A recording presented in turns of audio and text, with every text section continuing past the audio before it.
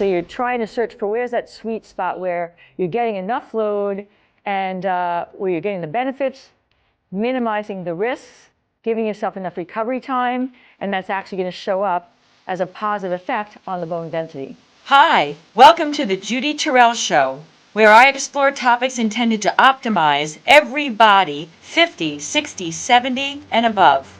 Hi, everybody, and welcome. You are on episode number 6 on my series on plyometric jump exercises to reverse and improve osteopenia and osteoporosis. Welcome, everybody. All right, the first thing I'm going to say right here is if you are just joining me on this and you haven't watched my episode number 1, I'm putting the link underneath. Please stop this video, go backwards, watch the first 5 minutes, because in the first 5 minutes of the first episode of this series, I'm explaining things you need to know about osteopenia and osteoporosis, and I don't want to keep reiterating it through the series. So please go back and find out what it is, what is osteopenia, what is osteoporosis, what does the World Health Association say about it, what's the prevalence, why is it bad, what do we need to do about it, and how to progress, okay? So, important information, please go back and watch that.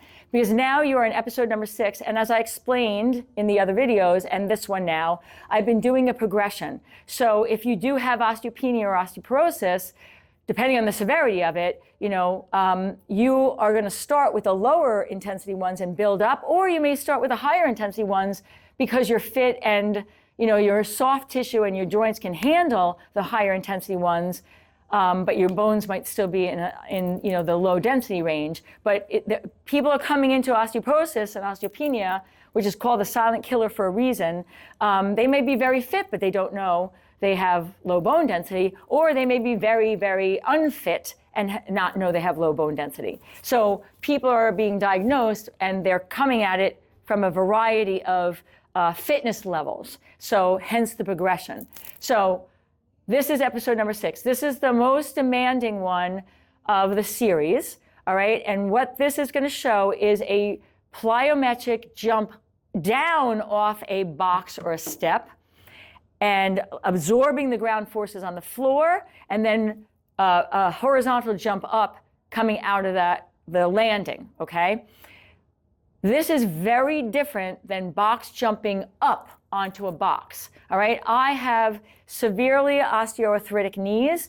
Box jumps up, A, won't serve me because my knees will be crushed, and B, it isn't even the most effective thing for loading the bones from an osteopenia and osteoporosis perspective. We actually want to jump down because jumping up, you're going to a higher surface. The forces are less than when you're jumping down off something. The ground forces onto the bones are higher when you're jumping from an up to a down.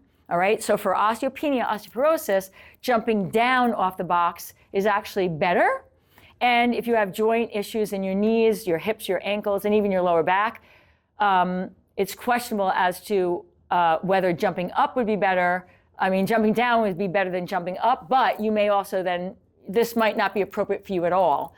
So again, this is highly individualized based on other things going on with joints and other things beyond osteopenia and osteoporosis. Arthritis for one, spinal scoliosis for another. I can name a lot of them, but so you have to know your background, which is why I'm saying watch these videos, and then you might take it to your healthcare provider, your personal trainer, or somebody that knows your body that can help you to decipher either whether it's appropriate for you and or how to modify. I'm going to give some modifications, but again, this is a generalized video going out to the masses. And you have to be, as I always say to people, an experiment of one, okay? Your body is unique to you, and you have to adapt the things to your body with an educated background, okay? And that's what I'm trying to provide here. All right, so now I've got this step set up. This is 4 bubbles at 4 inches plus 4-inch platform, 16. This is a 20-inch step, okay? You could do this with a 2-inch step. All right, so the first modification is start from a lower step to jump down and then progress it up as you go. I've got it at this level because this is about the standard for an average person to be able to jump. People are jumping off from higher, but I wouldn't jump up from higher because of my knees, all right? This is about the level I can handle, which is why I'm using it for my demonstration, all right? So now what I'm going to show you is and once again, I am going over this point every time. When you land in any of these plyometric or jumping exercises, you have to land like a spring recoiling on itself, all right? So when you land, it's like, you know, it's like you're collapsing down before you come back up. And that is because if you don't land like that, you land like this, now you can potentially hurt joints and soft tissue and compress things in the bones, the spine, for instance. And we don't want that, all right? That's a negative, and that would be because of bad form.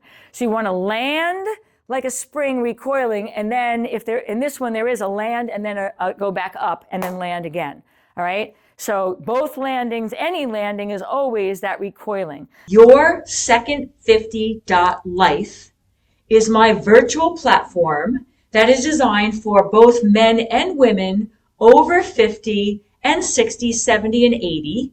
And it includes pre-recorded video information on exercise and how to do it, whether you're fit and in good health, or if you have bad knees, bad shoulders, a bad back, whatever.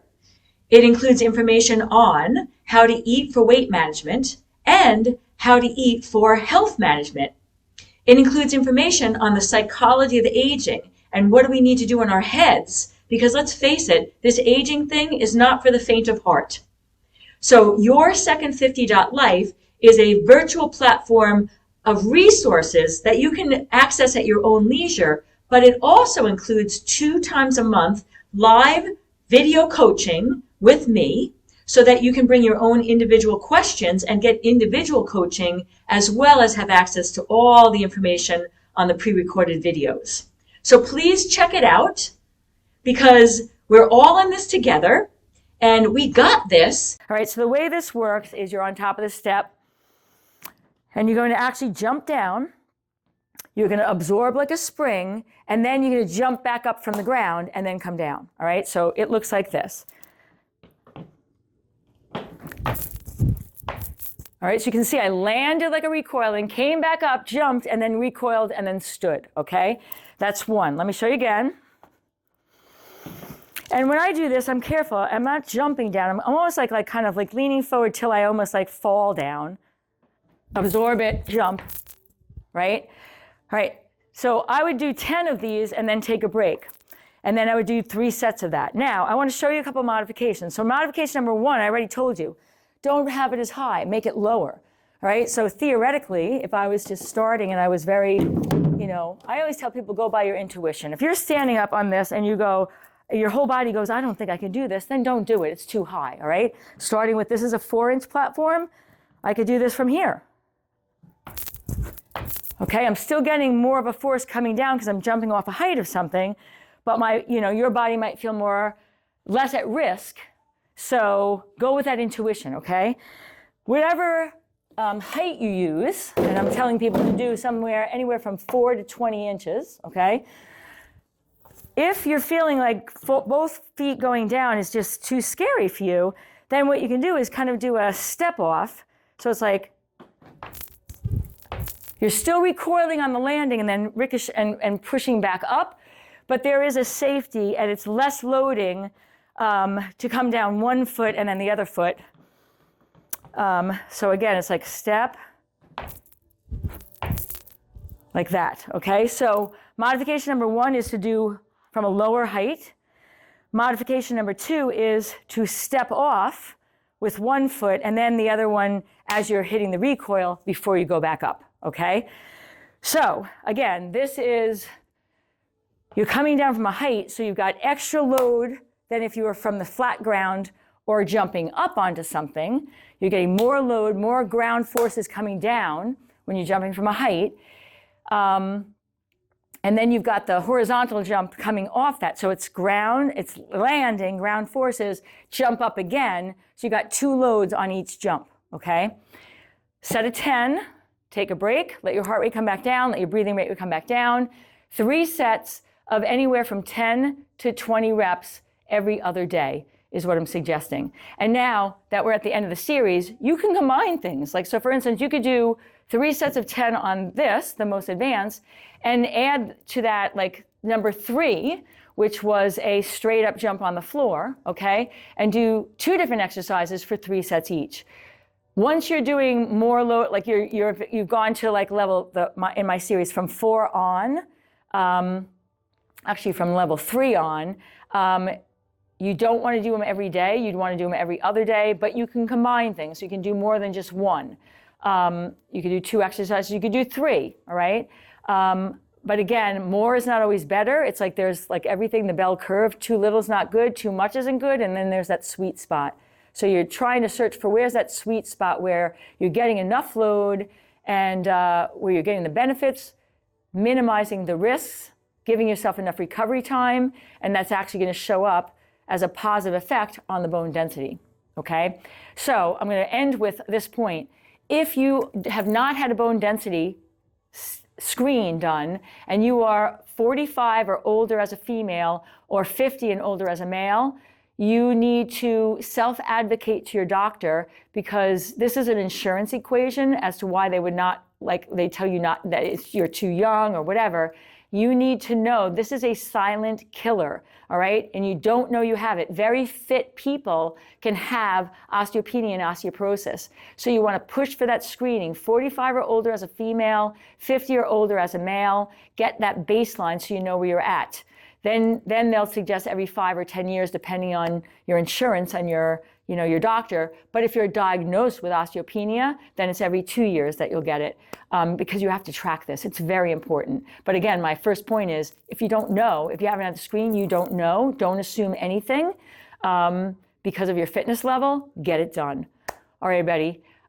Thank you for following this 6-part series. I hope that you're taking some valuable practical information to apply to your everyday life. I am in a PhD program for lifestyle medicine. I've got 43 years of, fitness and weight loss and nutrition coaching, health coaching under my belt. I'm 62 years old myself, and I am trying to be part of the wave of change in the medical paradigm away from symptom treatment and disease that's already manifested and then having to just manage that. I'm about prevention and or reversing it by doing the things in everyday life that we can do, because 80% of our chronic illness is fixable by lifestyle. So I hope you're like-minded. And if you are, take advantage of these exercises I've given you, because even if you don't have osteopenia or osteoporosis, these are preventative. All right, everybody. Be well till I see you on the next series. And if you'd like to have access to some of my additional resources, I can be found at Facebook, Instagram, YouTube, and on my website, www.judyterrell.com.